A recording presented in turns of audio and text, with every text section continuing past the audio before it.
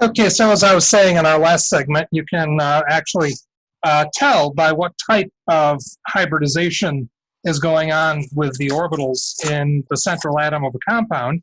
You can tell what the electron geometry is going to be. Or, for that matter, if you know what the electron geometry is, you can know what type of hybridization is going on because they correspond to each other one to one. If it's sp3, then the central atom is arranged tetrahedrally, and therefore the molecule is arranged tetrahedrally. If it's a tetrahedral molecule, then it involves sp3 hybridization. And as for exactly what that means, we'll get to that in just a moment. First, some general statements about hybridization.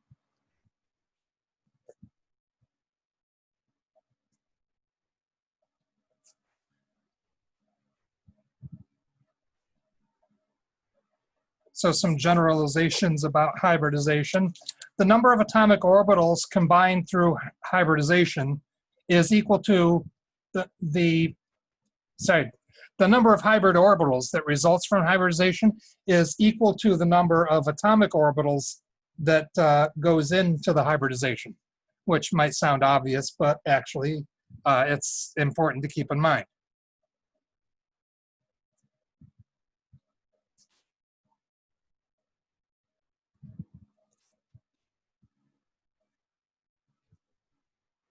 So the number of hybrid orbitals is the same as the number of standard atomic orbitals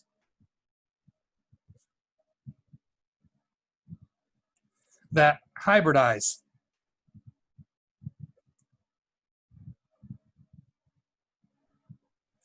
And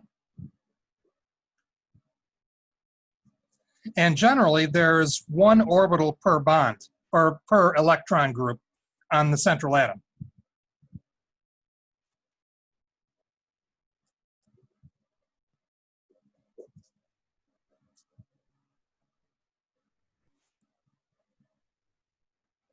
So like in the example I showed on the last page, sp3 is a type of hybrid orbital that involves a single s orbital and three p-type orbitals, and they kind of meld together into one big orbital that has a shape that's kind of a hybrid of the s orbital and the p orbitals. And there are four orbitals because, as the name sp3 implies, there's an s orbital and three p orbitals. That's four orbitals altogether. And so it corresponds to situations where you have four electron groups on the central atom, which would correspond to a tetrahedral electron pair geometry. And so that's why tetrahedral and sp3 always go together. And sp3 always means tetrahedral. And we'll see some more examples of the other ones coming up. The shapes and the energies for hybrid orbitals are determined by the shapes and energies of the standard atomic orbitals that are hybridized to go into them.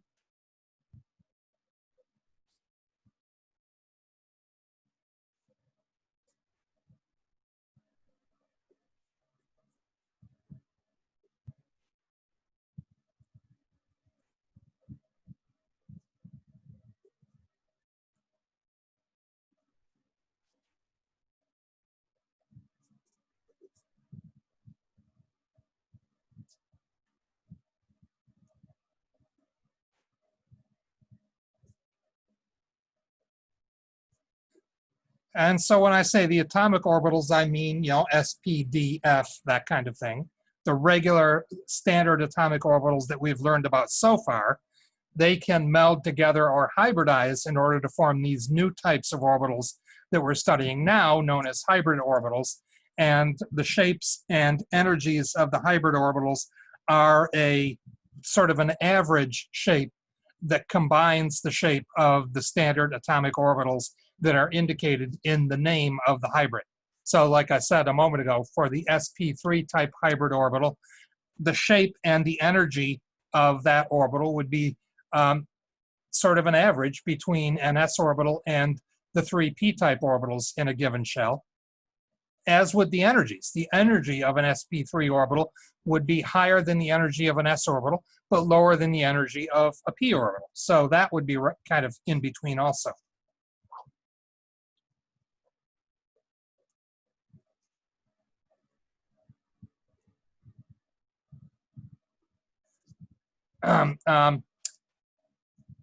The type of hybridization that occurs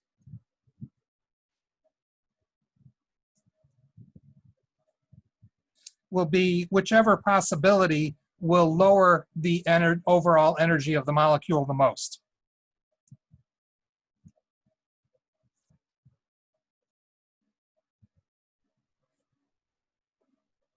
And of the, what determines which types of hybridization are possible will be, for example, which orbitals are present or which orbitals have electrons in them for this particular central atom.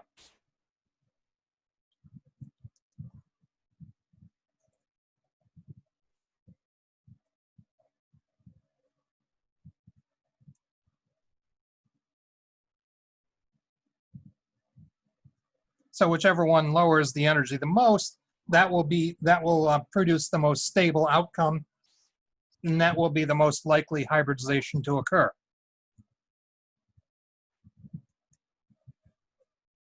And so certain geometries correspond to certain electron geometry, or certain hybridizations correspond to certain electron geometries, and vice versa. The first one that we're going to study is sp3, and we're studying that first because it's probably the most important one. And as the name implies, it involves an s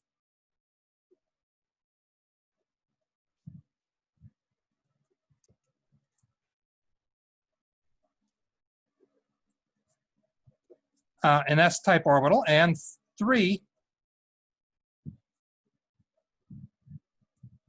p-type orbitals.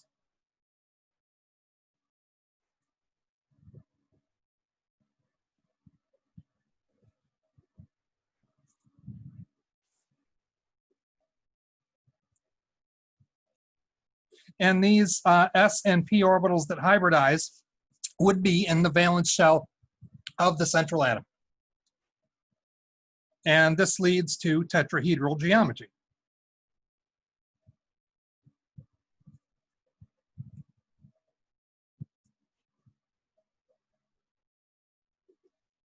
But remember, we're talking about electron geometry here. The molecular geometry could be different, depending on whether there are any lone pairs on the central atom.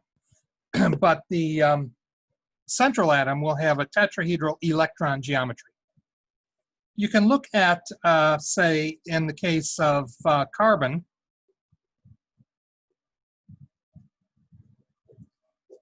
in carbon we have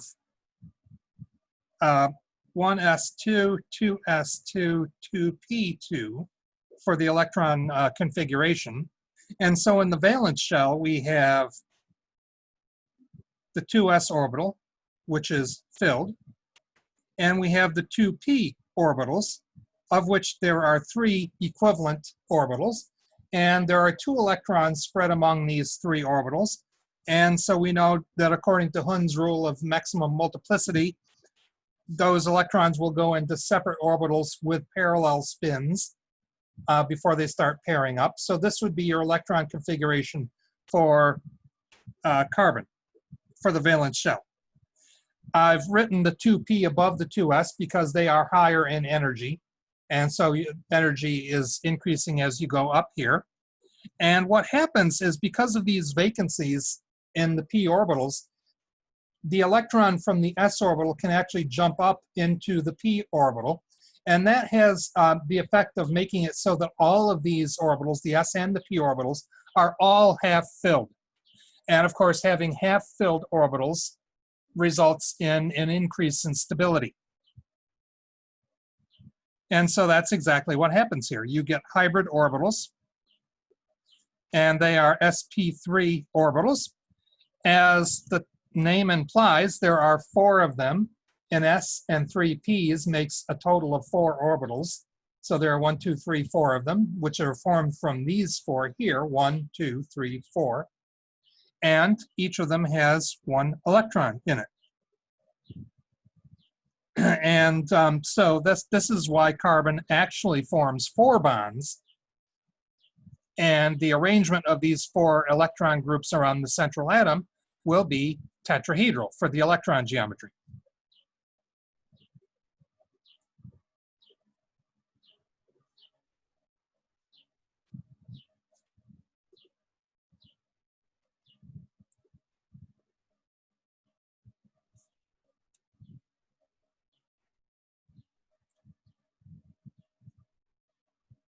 Okay, so again, the number of hybrid orbitals present will equal the number of orbitals in the name of the hybrid. sp3 means an s orbital and 3 p orbitals, so that's a total of 4 orbitals. So sp3 has 4 orbitals.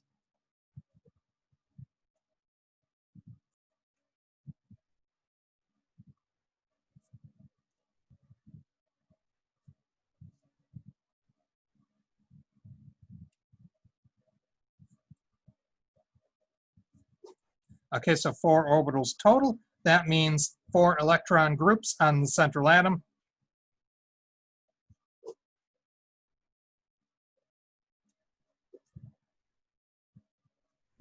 And that means tetrahedral electron geometry.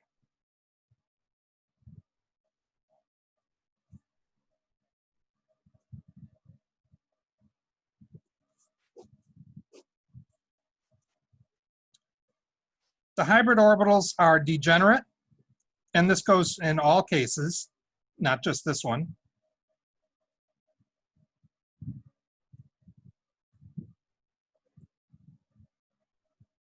And remember, that doesn't mean they're perverts. That just means that they have the same energy as each other.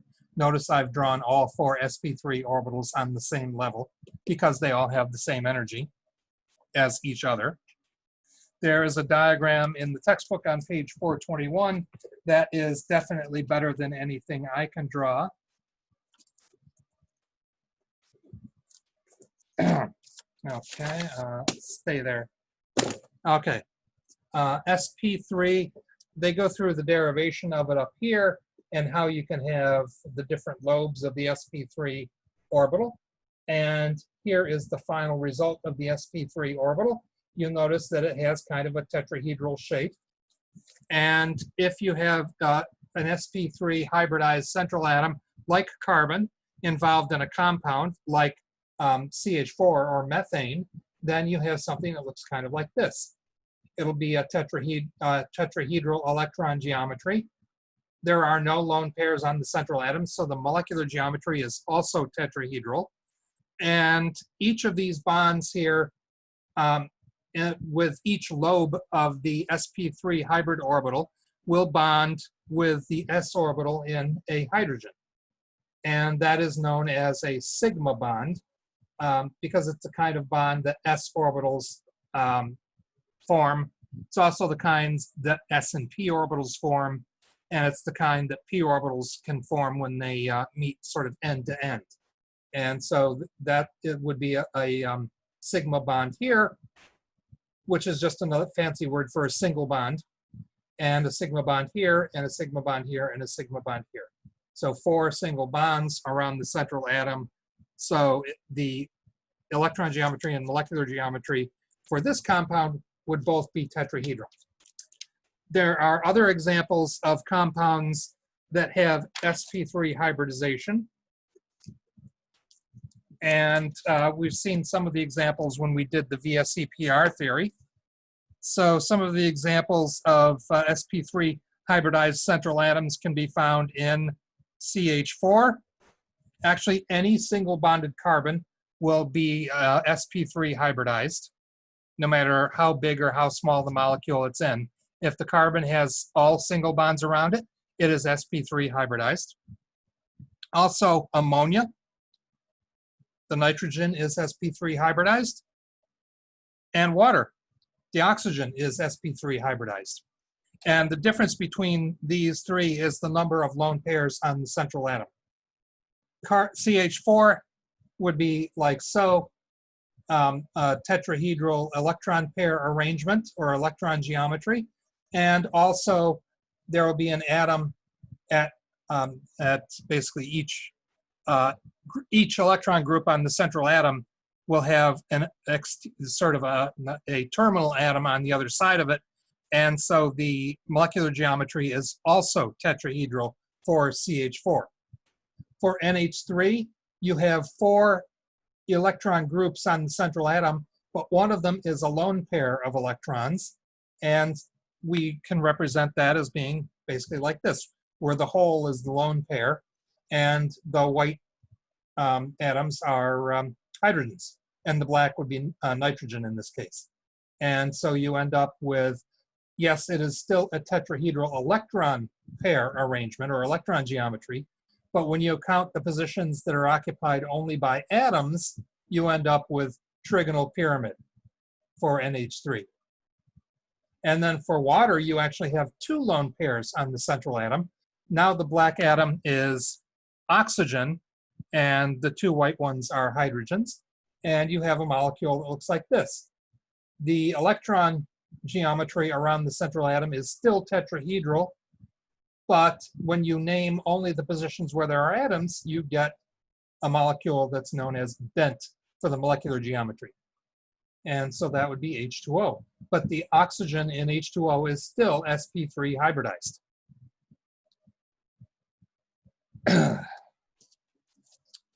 Okay, so like I said, sp3 as hybridizations go, that's probably the most important one in general chemistry. There is another one known as sp2. sp2 is a hybridization that involves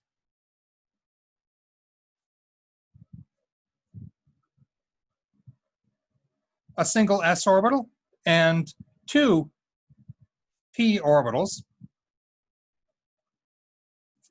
And that means 3 orbitals total. And that means 3 electron groups on the central atom. And that means a trigonal planar electron geometry.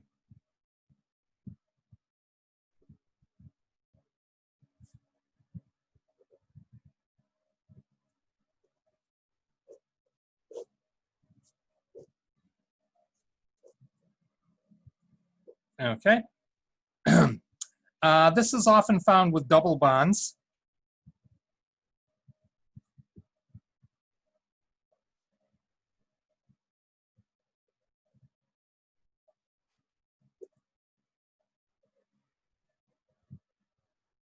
And as it turns out, actually, all double bonded carbons are sp2 hybridized.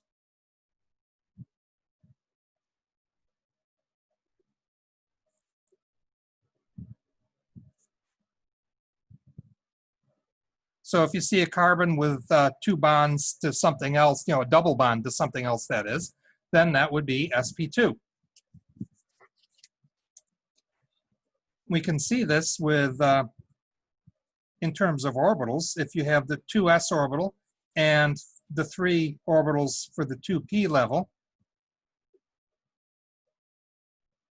the sp2 hybrid is formed from the s orbital and 2 of the 3 p orbitals. And you end up with the sp2 hybridized orbitals with energy that's somewhere between the s orbital and the p orbitals. Forming this hybrid from the s orbital and the 2 p orbitals raises the energy of the s orbital a little bit, but it lowers the energy of the 2 p orbitals quite a bit. And so overall, it results in a release of energy or a stabilization. In addition to this, though, we've still got that 2p orbital here. And that's still up where it was before. So we've got that in addition to the hybrid orbitals.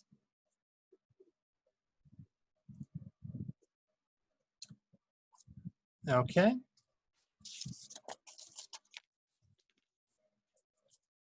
In practice, the unhybridized p orbital is perpendicular to the plane of the trigonal planar arrangement.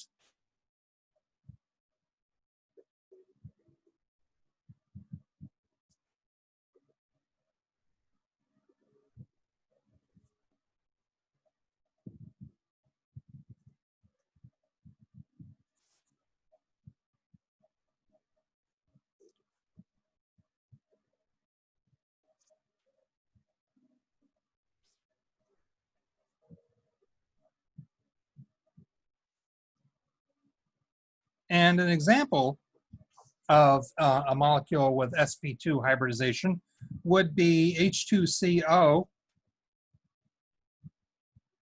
or formaldehyde.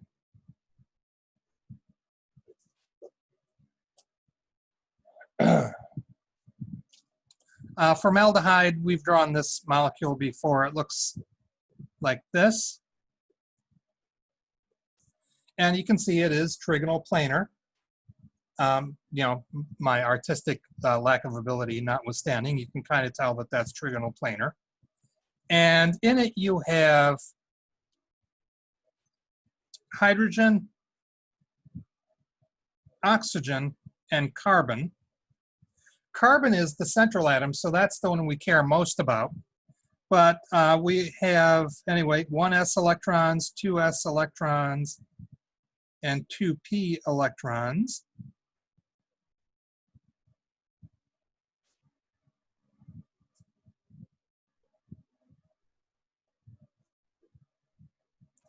Okay, for hydrogen, we've simply got a single 1s electron, and that goes for each of the hydrogens. For oxygen, we have 1s2, 2s2, 2p4, 1, 2, 3, 4. And then for the central atom, we have 1s2, 2s2, 2p2. And so there you go.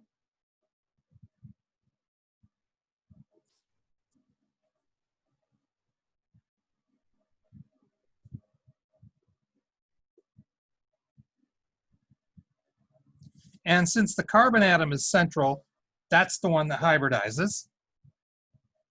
And we end up with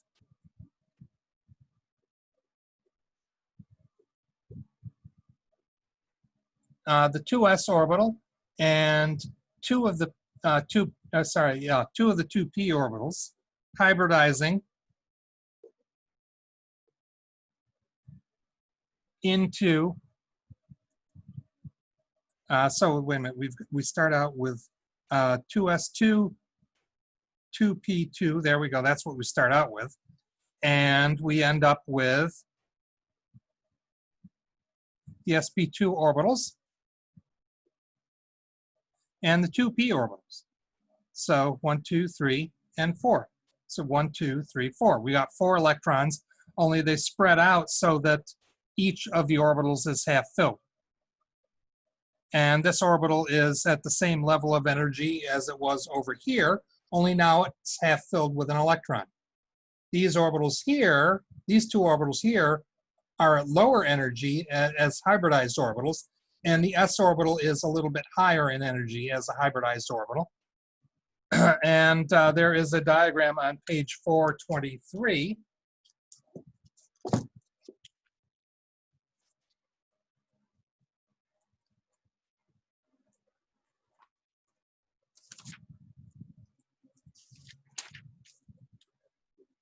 Where we can see the s and the 2p orbitals melding together into this sp2 trigonal planar hybrid orbital.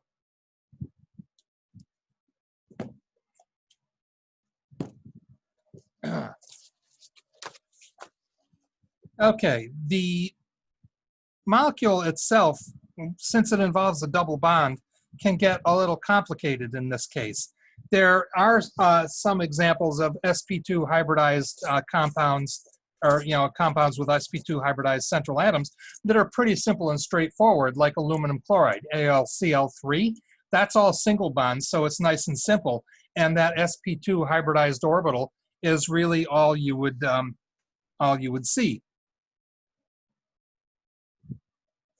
So you would have the S in AlCl3, you would have the sp2 hybridized orbital, and you'd have, actually, it would be a p orbital.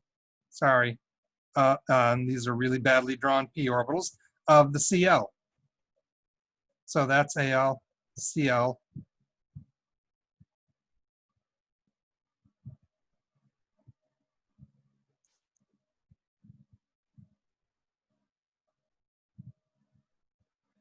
Okay, so it's a little more complicated than I originally sort of implied.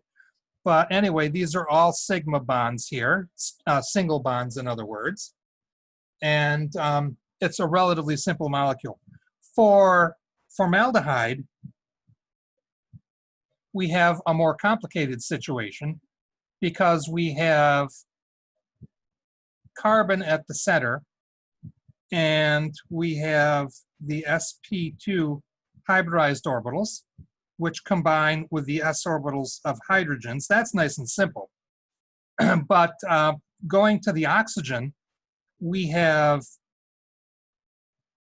the s orbitals of the oxygen, but we also have p orbitals of the oxygen, which can combine with the p orbitals on the carbon, and they form bonding that's kind of side to side, and that's known as a pi bond in addition to the sigma bond. And this is also on page 423. And as bad as my artistic skills are, this might actually be a little easier to understand at first anyway than what the book has written. Because in what the book has here, you've got the 2p orbitals of the oxygen that are forming a single sigma bond with the hybridized orbital on the carbon. Or sorry, that's a p orbital. And then you have other 2p orbitals on the oxygen that are forming pi bonds with p orbitals on the carbon. The pi bond is this sort of side-to-side overlap between the orbitals, whereas the sigma bond is end-to-end overlap. And when you have a sigma bond in combination with a pi bond, and actually both of these lobes here are considered one pi bond. If you have a sigma bond in addition to a pi bond, that is what a double bond is. So one pi bond, one sigma bond, that is a double bond. Okay, so this was actually a p orbital.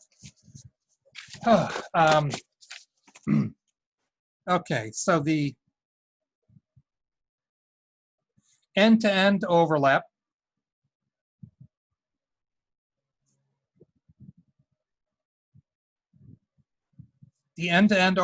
of the p orbitals is a sigma bond. And side-to-side overlap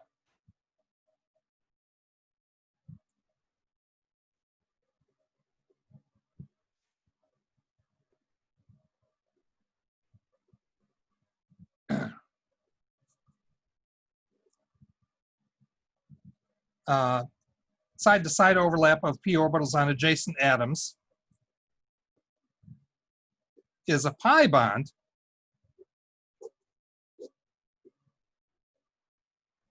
And when you have a pi bond in addition to the single bond, that's a double bond.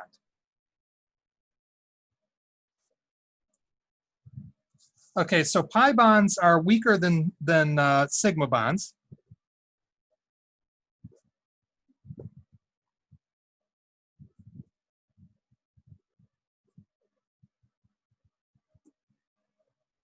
But of course, double bonds are stronger than single bonds.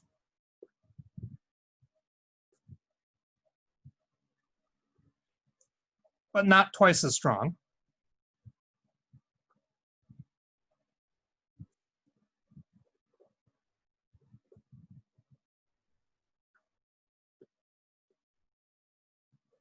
And that's because a double bond consists of a sigma and a pi bond.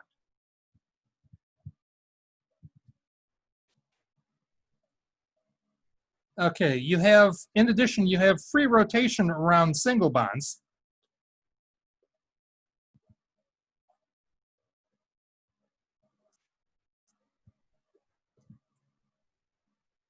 But not around double bonds.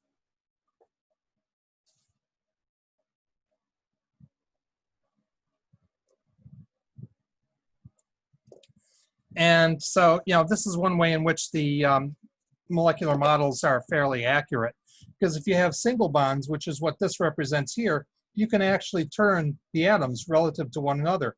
And in real life, that's what a single bond is actually like.